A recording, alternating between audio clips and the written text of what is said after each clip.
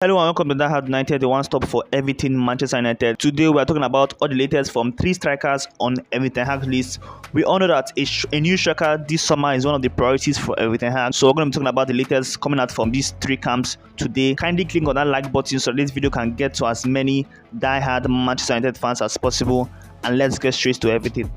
A new name has entered the frame in Erik ten Hag's search for a new striker for Manchester United this summer. Rasmus Hojlund, born on the 4th of February 2003, the Denmark international has impressed this season with 8 goals for Serie A side Atalanta and has emerged as an alternative option for Erik ten Hag this summer. Man United will face competition from Europe top clubs if they decide to pursue Hojlund this summer, with Real Madrid, Barcelona. Of course, Barcelona topic is very funny because they're very broke. Arsenal, Bayern Munich, Juventus and Chelsea all monitoring his situation. Man United and Real Madrid are understood to have made an initial inquiry to Atalanta about his availability for this summer, with Ten Hag keen to keep all his options open in his pursuit for a new forward. And United's top 2 options for a new striker still remains Harry Kane and Victor Osimhen. Amid strong interest for Manchester United for Harry Kane, Tottenham chairman Daniel Levy has outlined his future hopes for Harry Kane, who is reportedly our top priority as a new striker this summer. He told the Cambridge Union he can absolutely win a trophy at Spurs, talking about Harry Kane, but being a legend is also important. The fact is, he's top scorer of Tottenham Hotspur. He's making history. I hope one day there's a statue of Harry Kane outside our stadium. I think already Harry Kane has done enough to earn a statue outside the Tottenham Stadium. So if he leaves now, that's not going to change anything. But the fact is, all the goals he has scored, all the history he has made, he hasn't won anything. And to me, scoring those amount of goals and winning nothing still leaves a bitter taste in your mouth when you think about how your career has gone.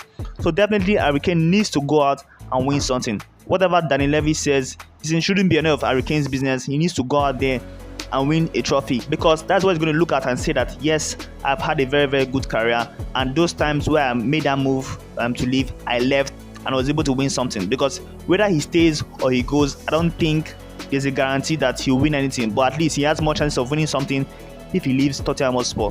But definitely I don't want him to come to Manchester United because I want a younger profile striker. But definitely for his own sake, Harry Kane needs to leave Tottenham Hotspur. Brighton striker Ivan Ferguson will stay at the Seagulls beyond this summer, meaning he will reject any potential offers from Manchester United.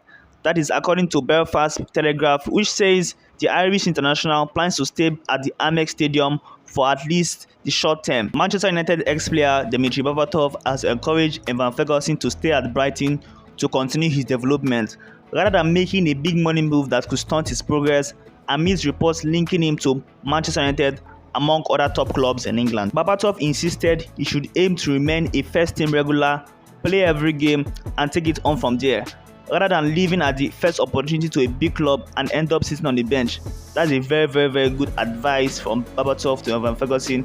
As much as I want him to come to United, if he comes, I don't think he's going to play much games compared to playing with Brighton. Although he's going to be in a better club, playing with more quality players, having a better coach, but that's not compared to how his development would be if he's going to be at Brighton. Just imagine Jude Bellingham when he was 16, came to Manchester United after he was given a tour of carrying all the facilities. Bellingham will not be the player he is now. It was because he went to Dortmund and was given that opportunity to play regularly under Dortmund, to captain Dortmund at 19.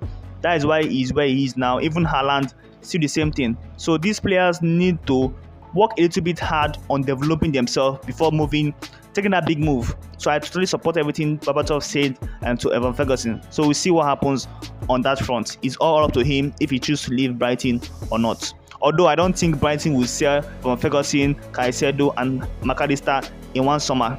Some has to stay. I think 2 out of 3 will go, but 1 will stay. And I think Ivan Ferguson will stay, while Caicedo and McAllister could leave. Fingers crossed, we'll be hoping to progress to the semi-finals of the Europa League tonight, when we face Sevilla in the second leg of our quarter-final clash at the Roman Sanchez Stadium. In yesterday's press conference, Erik ten Hag said Rashford, Sabitzer, Shaw and Malacia were all available, and that is why they are among the match squad for tonight. But the question on every fan's mind is, who starts among these 4? But many fans are of the opinion if Marcus Rashford is fit, he must start tonight. But all powers belongs to Erik ten Hag, and we'll all be waiting 1 hour before kickoff for the official lineup to be released, and hopefully it's a good one. Leave a like on this video if you are confident we'll go through to the semi-finals of the Europa League. And remember, this is Die Hard United, the one stop for everything Manchester United. Join the community of Die Hard Manchester United fans, and I will see you all on the next one.